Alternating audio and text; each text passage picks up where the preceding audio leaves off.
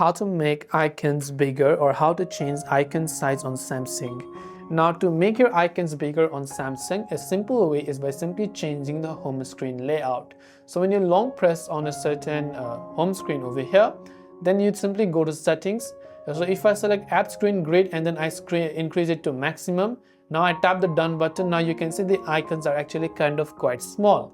Versus if I just long press on it, go to settings and go to, let's say, the app screen grid over here, and then I decrease it, you can see the icons get bigger.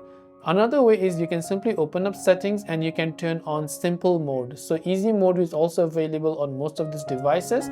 If I go to screen zoom, I can increase the screen zoom, or I can go to easy mode from display settings and I can turn on easy mode to increase the size of the icons.